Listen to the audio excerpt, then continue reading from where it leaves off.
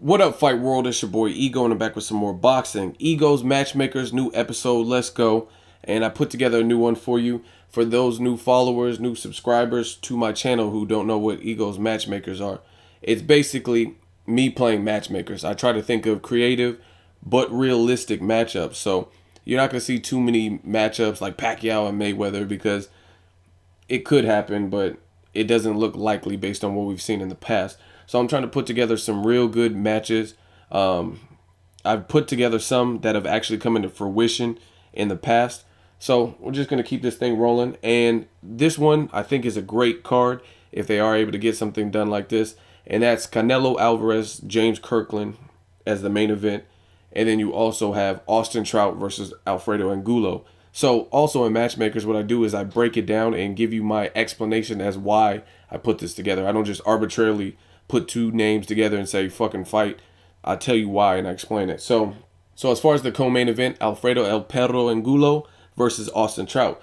Now I think this is a good fight because you have two recognizable names who they've had some pretty big fights and big moments, sometimes come up short at the 154-pound division, but they've also had some good moments. So I think matching these two is really going to be a filler for the fans so we can see where they're really at, who has more left in the tank. They've both taken back-to-back losses, and it's a great backstory because they've taken back-to-back losses to the same two fighters.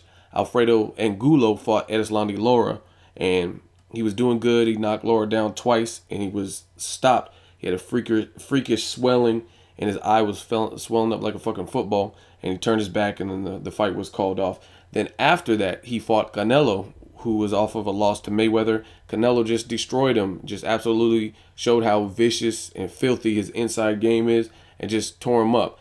Canelo is a great inside fighter, great vicious body shots. He's a thinker in there, and Angulo just wasn't prepared. He was prepared to chase Canelo around, or I don't know what he thought Canelo was going to do. Then you have Austin Trout. He fought Canelo first. He had a good showing, but he got hurt, and he fought in Texas with open scoring. So he was already down before the fight even started, in my opinion, based on the judges and the circumstances, the open scoring.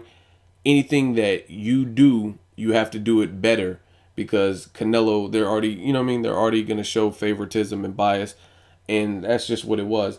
The open scoring is, I'm not a fan of it, never been a fan of it. I just don't think it's right for the corners to know where they're at because the point of boxing, or at least from my perspective, one of the great things is to see how well the corners prepared, the kind of coaching and instructions they're giving to their fighter, and it should be based on what they see, not what the judges see. So I don't like open scoring because it gives the winning fighter an opportunity to say, hey, I'm up, I don't have to do anything foolish, and I could just coast and get a win. And it gives the losing fighter a disadvantage because if they think they're down a ridiculous amount because you're telling them they are, then they have to do like, oh, I gotta fight dumb and do this and that to try to get the knockout. So it's not fair. I think you're basically intervening in the fight and you're changing or potentially altering the course, the natural course of events. And the fight might play out different with different instructions. If they're like, oh shit, I'm down 6 rounds, fuck, I need a knockout. You know what I'm saying? And they might start fighting different. And I kind of think that happened with Trout. But I personally thought Canelo won it. But I also feel open scoring fucked Austin Trout and made him fight. Once he knew he was down by so much, he had to fight a completely different fight that is completely not his style at all. But I thought Canelo won that. And then Austin Trout took on another tough test in Erislandy Lara. He was hurt late in that. I think in the 11th round he got dropped and did the James Brown splits. And that's where he's at right now. Austin Trout has a softer touch opponent next month in August. He will be facing. And if they can put this together after that, because I know Canelo wants to fight. I don't know if he's actually fighting in September. I just know he wants to fight 3 times a year. So if they could put this together, I think this is a great card. Interesting contrast to styles. You got Angulo, relentless pressure fighter, knows how to cut off the ring, and he's tough. Then you have Austin Trout, not so much a puncher, but he's typically slick. He was just in there with Canelo, who was stronger than him, and also showed him some tools that he didn't think Canelo had. So I think he was caught off guard in that fight. He was like, oh shit, his hand, oh fuck. I didn't know his hand speed was like that. Or he's smarter than I expected. Shane Mosley told you this. He said for his age, a 22, 23-year-old kid, he doesn't fight like that. He's been fighting on the job since he was 15 in Mexico and learning and learning, learning, learning. And some people are just students of the games. And I think Canelo is extremely competitive, which is something that I like. So in the Angulo fight, that happened. And then the Lara fight, Lara was just outslicked him. But against Angulo, stylistically, that's a better fight for him. He looked good against Cotto. Cotto wasn't with Freddie Roach or anything, but Cotto is also a legend. So that's a good win for Austin Trout. So like I said, for this match, the co-main event, Angulo versus Trout is interesting to me because I want to see who's here to stay and who's really just has nothing left to really give the boxing world, because this is a must-win fight, and I like to see fighters in those must-win fights to see who rises to the occasion. As far as the main event, Canelo versus James Kirkland. Some people are like, fuck that, I want to see Cotto and Mayweather too. I've already seen that. Why not a fresh matchup?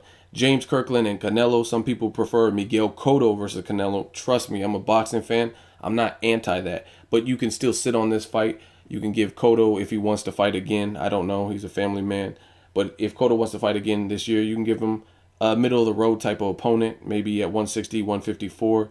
They're talking about making a Timothy Bradley, not really a middle-of-the-road opponent. But you can give Cotto a softer touch and something that he's likely to win, because he's already had an incredible career. He can quit right now, and his schedule and his resume is deep.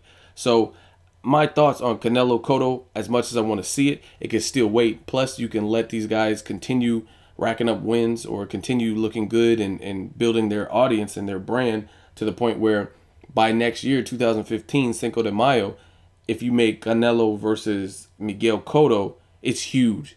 Especially if especially if Cotto wins, and if Canelo were to fight like a James Kirkland and beat him, the stage is set for Miguel Cotto. All they have to do is win probably one more fight. Cinco de Mayo 2015, great numbers. It'll, I don't care if they're streaming or whatever, it'll do at least 1.4 million, at least.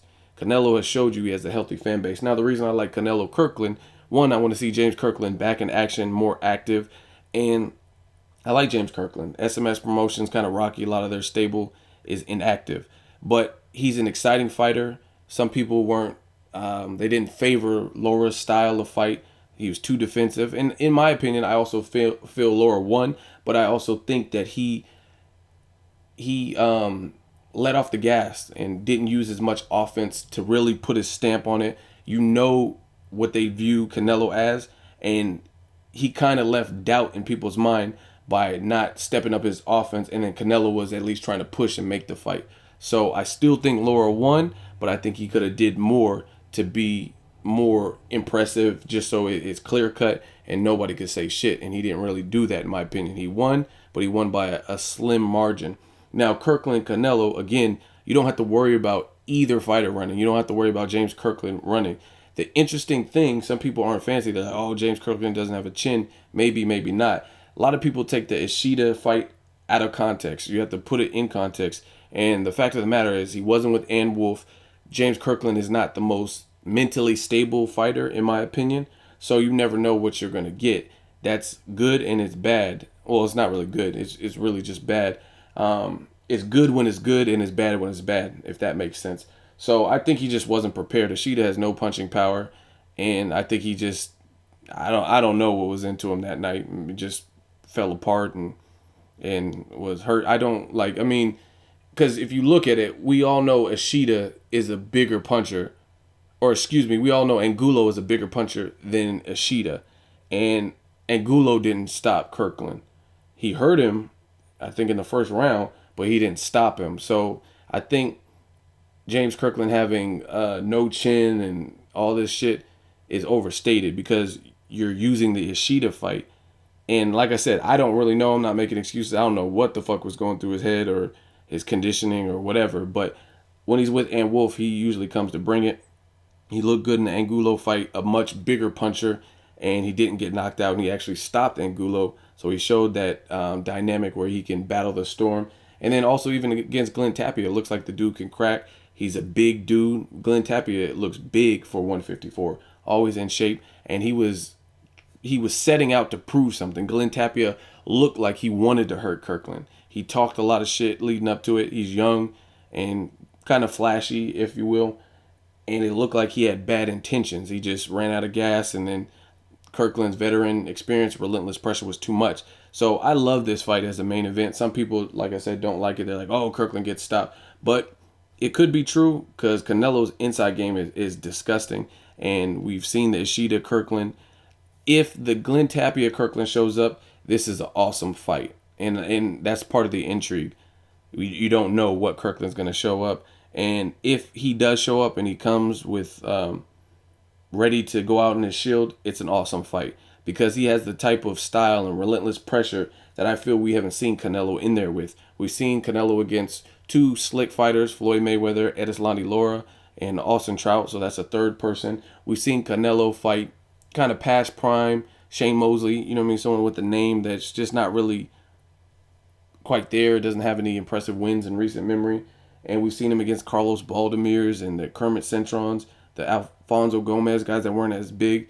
I want to see him in there against someone who's equally as big, like a big 154-pounder.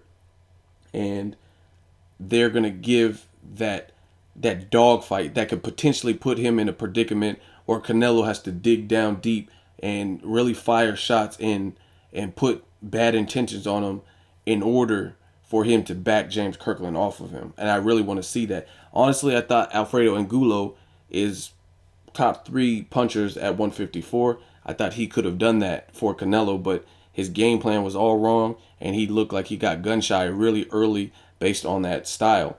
But Kirkland and Ant Wolf, they've seen Canelo's strengths and weaknesses, so I think they would come with a totally different game plan, knowing Canelo's coming to bang. And again, if they get past that early barrage of punches, this is a very interesting fight. I want to see, because another thing you got to keep in mind, like I said, put everything into context when you talk boxing, or at least when you talk boxing to me. Canelo, I don't care what anybody says, he's a great fighter. I enjoy him. He's taking on tough challenges, and I love that about him.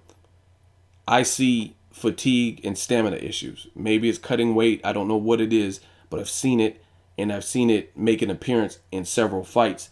James Kirkland is not the guy you want to have stamina issues with. So I think this will answer a lot of questions. We'll get a real feel for Canelo's power, and we'll get a real feel for his stamina, his desire to win. I think James Kirkland, barring the first 3-4 rounds, can answer some of those questions, and we'll see how he deals with that style. And I think it's fight of the year material, folks. So this is the card I would put together. Egos Matchmakers, new episode. Hope you guys enjoy it. Alfredo Angulo versus Austin Trout. Winner takes all, redemption. You know what I mean? A desperate need to win basis. And then Canelo versus Kirkland. And I think that would also be an excellent fight. And honestly, Angulo Trout would put them back into the mix where they could get bigger fights, or like Austin Trout's fighting on Friday Night Fights, I believe his next fight in August. So it'll get them back in the mix where they can start having Showtime fights and that kind of stuff, some more exposure. Let me know what you guys think of my matchmaking skills. Make sure you like the video. As always, hate, comment, or subscribe. Till next video, it's Ego signing off.